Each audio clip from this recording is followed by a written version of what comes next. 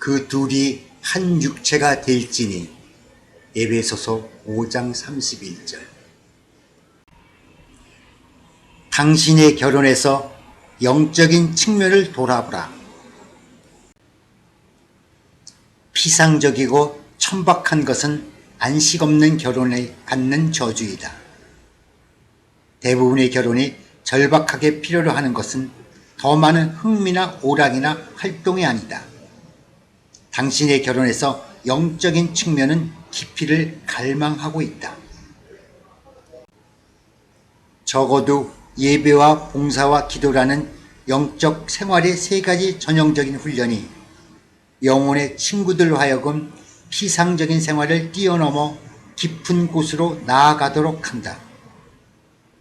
우리의 일상생활 중에 이러한 영성 훈련은 우리의 영을 평안케 하며 우리의 결혼을 살찌게 하는 능력이 있다. 이러한 영성 훈련은 어떤 영적 거인들을 위한 것이 아니며 당신의 생활에서 재미를 앗아가기 위해 계획된 무의미한 건조한 활동이 아니다. 이러한 훈련을 실천하는 데 필요한 유일한 조건은 하나님이 당신의 결혼을 채워주시를 사모하는 마음이다. 예배. 우리에게는 주일 아침을 맞은 어느 가족에 그려져 있는 노먼 로코웰의 그림 한 장이 있다. 남편은 면도도 하지 않고 머리도 엉클어진 채로 파자마를 입고 신문 뒤에 얼굴을 숨기고 의자 뒤에 구부정하게 앉아있다. 그 뒤에는 말끔하게 맞춤복으로 차려입은 아내가 교회 갈 차비를 하고 있다. 이것은 함께 드리는 예배가 결혼에서의 영적 측면을 살찌게 하는데 얼마나 중요한가를 상기시켜주는 흥미로운 그림이다. 우리는 둘 다 성장하면서 쭉 교회에 다녔다. 그것은 우리의 유일한 유산이 되었다. 해가 동쪽에서 뜨는 것처럼 우리 가족은 주일 아침에 교회에 나간다. 교회에 가는 것을 문제 삼는 사람은 없었다. 그것은 마땅히 그리고 당연히 해야 하는 것이었다. 그러나 우리가 결혼해서 집을 멀리 이사하게 되자 예배는 갑자기 선택사항이 되었다. 우리는 새로운 도시에서 우리 나름의 일과를 정하고 주일을 보낼 수 있는 기회를 맡게 되었다. 난생 처음으로 교회에 가는 의무에서 벗어났다. 전화를 걸어 우리가 어디 있는지 물어볼 사람도 아무도 없었다.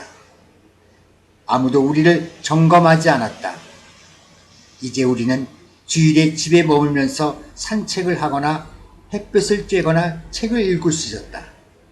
아니면 교회에 나갈 수도 있었다. 우리는 교회에 가는 것을 선택했다. 결혼 초부터 함께 예배를 드리는 것은 우리 관계를 위한 휴식과 회복의 규칙적인 경험이었다. 일주일의 하루를 예배를 위해 드리는 것은 우리의 결혼을 안정시키며 나머지 일주일을 채우는 생산성의 횡포로부터 우리를 자유케 한다. 우리가 예배를 드리는 교회는 신교적인 격려와 영적 재충전의 장소이다. 찬송을 부르고 성경을 배우고 하나님을 예배하고 우리와 같이 영적 추구를 공유하는 친구들을 만난 것은 위로와 감동을 준다. 함께 예배를 드리는 것은 우리의 관계를 유지시키고 다가오는 한 주를 더욱 의미 있게 만들어준다. 하나님이여, 사슴이 시냇물을 찾기에 갈금함같이 내 영혼이 주를 찾기에 갈금하나이다. 내 영혼이 하나님을 갈망하나니. 시편 42장 1절에서 2절. 그리고 학자들의 연구 결과는 함께 예배를 드리기로 결심한 것이 우리 결혼 정신을 살찌우는 수단이 된다는 것을 뒷받침해 준다. 최근의 연구는 적어도 한 달에 한 번이라도 교회에 출석하는 부부는 평생 이혼하지 않고 결혼 생활을 유지하는 가능성이 높다는 것을 보여주고 있다. 연구 결과는 또한 교회에 출석하는 부부가 함께 예배를 드리지 않는 부부보다 그들이 결혼에 대해 더 좋게 생각하고 있음을 보여주고 있다. 예배는 관계를 변화시키는 힘이 있다. 영원히 거룩하신 하나님 앞에 서다 보면 우리는 성장하고 변한다. 예배하는 가운데 하나님의 변화시키는 힘은 우리의 심령의 성수에 스며들고 사랑할 수 있는 우리의 능력을 확대시킨다. 봉사. 결혼 전까지는 제가 얼마나 이기적인 사람인지 몰랐어요. 캐리가 말했다.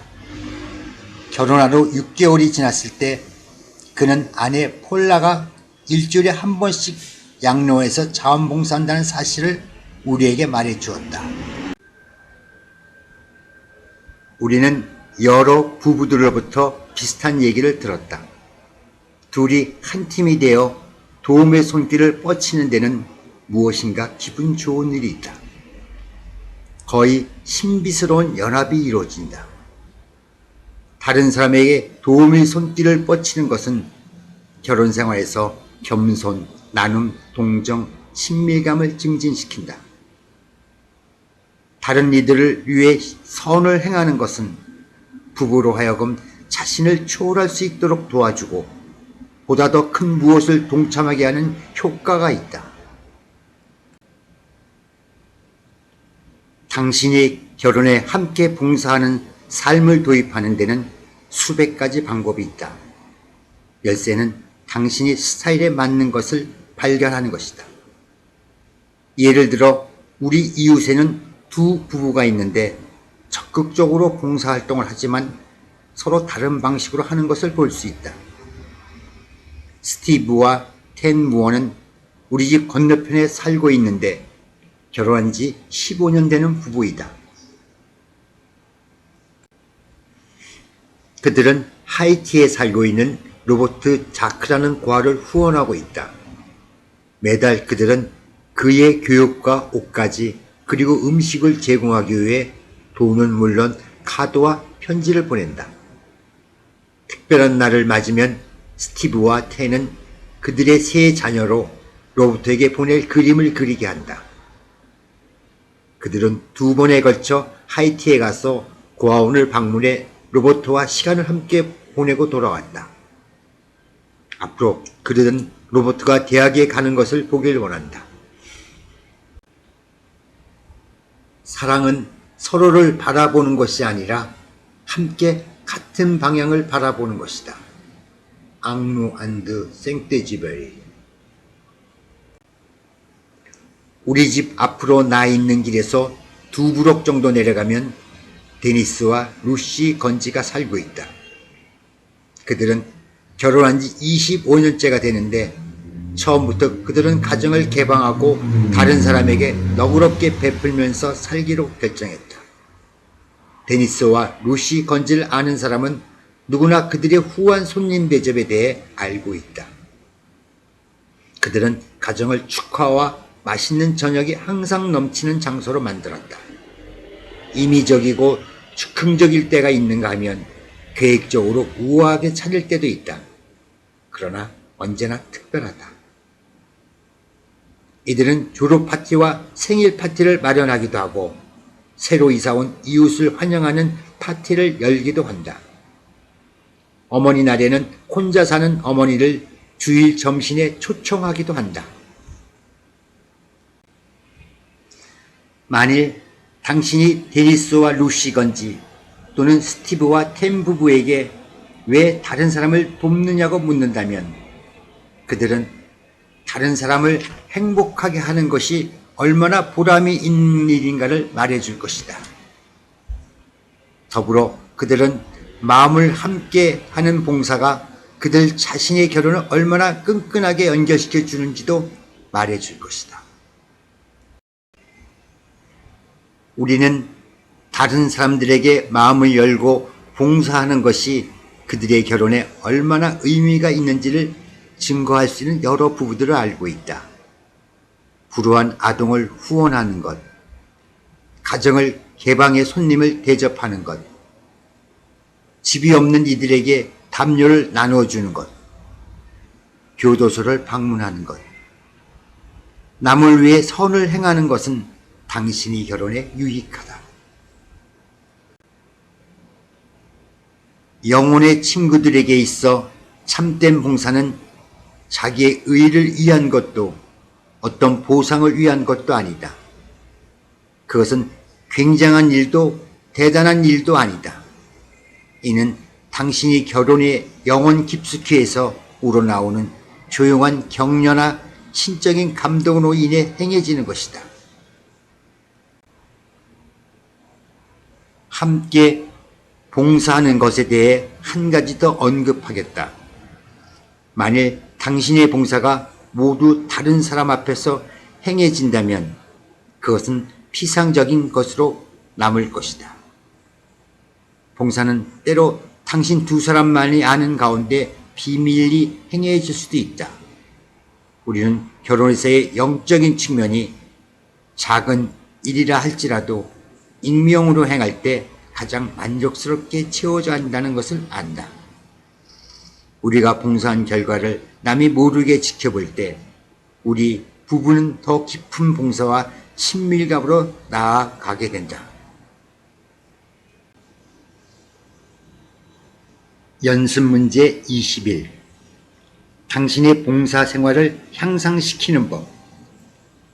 다른 사람을 돕는 것은 당신이 상상하는 것보다 훨씬 더 부부관계의 유대를 돈독하게 해준다. 워크북 연습 문제. 당신이 봉사 생활을 향상시키는 법은 당신 부부의 동반자 관계에 봉사의 요소를 어떻게 사용할 수 있을지를 보여줄 것이다.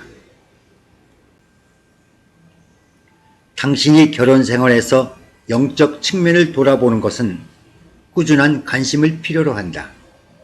만일 당신이 그것을 소홀히 한다면 두 사람의 유대관계는 피상적인 수준에 머무를 것이며 이는 감정의 기복이라는 파도를 타고 넘지 못하여 결혼을 파경에 이르게 할 수도 있다. 그러나 당신과 함께 동거하는 중에 예배와 봉사와 기도를 통하여 영적 측면을 돌아보기를 소홀히 하지 않는다면 당신은 결혼의 풍파를 무난히 통과할 수 있을 것이다. 기도. 사회학자 앤드류 그릴리는 결혼한 사람들을 대상으로 조사한 결과 가장 행복한 부부는 함께 기도하는 부부라는 사실을 발견했다.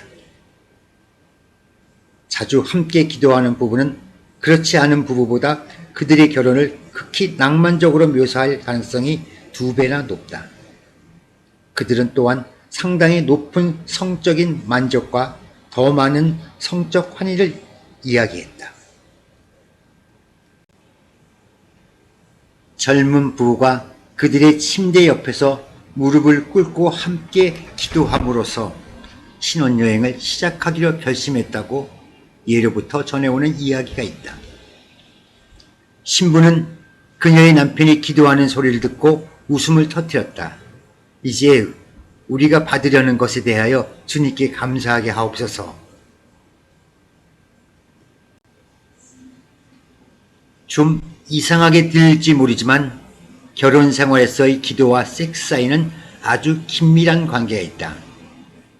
우선 기도의 횟수가 성적인 친밀감의 횟수보다 결혼 만족도에 대한 더 강력한 지표가 된다. 그러나 이 사실에 주목하라. 함께 기도하는 부부는 그렇지 않은 부부보다 성생활에 더 큰 만족도를 얻을 가능성이 90%가 더 높다. 또한 배우자와 함께 기도하는 여자는 오르가즘에 더 많은 경험할 가능성이 높다. 뭔가 틀린 말처럼 들리지 않는가? 현대 대중매체는 교회에 다니는 기혼 여성들을 성이 더러운 것이라고 생각하는 정숙한 채 하는 여자로 묘사하고 있지 않는가?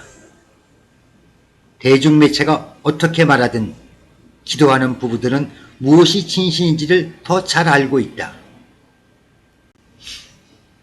탐과 캐슬린보다 더 경건한 모습으로 우리 사무실을 찾아온 사람은 드물다. 그들은 정기적으로 교회에 다녔고 캐슬린은 성가대였고 탐은 중등부를 가르쳤다. 캐슬린은 여자 성경 공부반에 참여했고 탐은 남자 제자반에 참여했다. 교인들은 모두 탐과 캐슬린은 헌신된 영적 지도자로 우러러보았다. 그러나 그들이 우리를 찾아왔을 때 그들이 5년째인 결혼 생활은 막다른 지경으로까지 치닫고 있었다. 그들은 우리에게 자신들의 이야기를 들려주었는데 여러 차례 들어본 내용이었다. 그들은 자신들의 결혼을 돌보는 것을 제외하고 갖가지 다른 일에 열심히 참여하고 있었는데 그 결과 사랑이 식어버렸다는 것이었다. 탐과 캐슬린은 모든 영적 열정에도 불구하고 그들의 결혼 정신이 메마르도록 방치해 두었던 것이다. 두 분이 함께 기도한 것이 언제였습니까? 우리 중 하나가 물었다. 두 사람은 서로를 쳐다보았다. 대답은 뻔한 것이었다. 부부가 함께 기도한 것은 아주 오래전의 일이었다. 우리는 그들과 대화를 좀 더 나눈 뒤 간단한 숙제를 내주었다. 그것은 사실 하나의 실험과 같은 것이었다. 그 과제는 부부가 잠자리에 들기 전에 함께 간단하게 기도해 보라는 것이었다. 5일이 지난 후 우리는 한 통의 전화를 받았다. 저 캐슬린인데요. 제 말이 정신 나간 소리처럼 들릴지 모르겠지만 저희 관계 180도 달라졌어요. 그녀는 우리에게 함께 잠시 기도한 것이 그들의 영과 결혼을 완전히 소생시켰다고 말했다. 아무리 많은 종교 활동도 부부가 함께 기도하는 시간을 대신할 수는 없다. 그러나 기도가 그렇게 결혼 생활에 좋은 것이라면 왜 더 많은 부부가 기도하지 않는 것일까? 당신은 반문할지도 모르지만 그 이유는 부부가 함께 기도하는 것이 쉽지 않기 때문이다.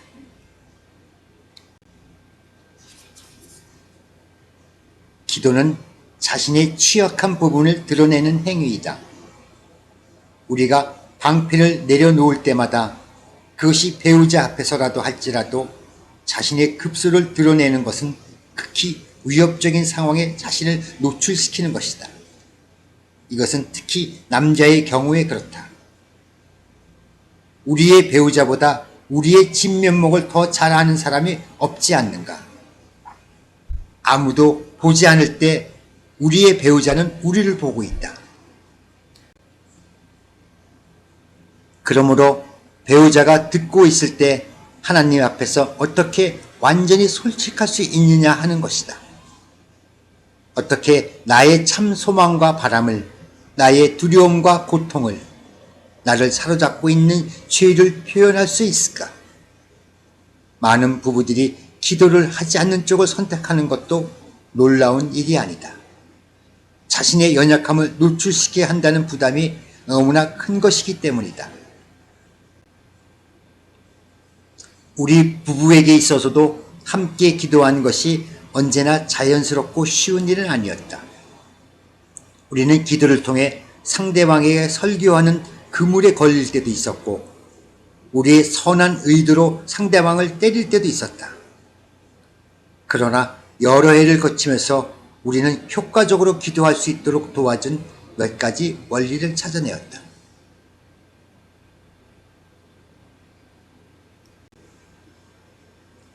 첫째로 우리는 감사의 기도를 드린다.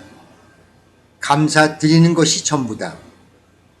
우리의 요구나 어려움에 대한 간구하기보다 우리는 단순히 하나님께 감사를 올린다. 가끔 주님께서 가르쳐 주신 기도를 함께 말하기도 한다. 마태복음 6장 9절에서 13절. 그리고 어떤 때는 우리 중 하나가 침묵의 기도를 시작하거나 하나님의 음성을 경청하는 시간을 시작하거나 짤막한 문장식 기도를 드리기도 한다. 중요한 것은 기도를 한다는 것이다. 기도를 하는 데는 옳고 그른 방식이 있는 것이 아니다. 공유된 기도 속에서 하나님과 영적으로 교제하려는 우리의 모든 시도는 결혼 정신을 키워주는 자양분이 된다. 연습 문제 22. 배우자를 연구하기. 서로 기도하는 것이 결혼에서 중요하지만 서로를 위해 기도하는 것이 역시 중요하다. 워크북 연습 문제 배우자를 연구하기는 당신이 배우자를 위해 보다 효과적으로 기도할 수 있도록 도와줄 것이다.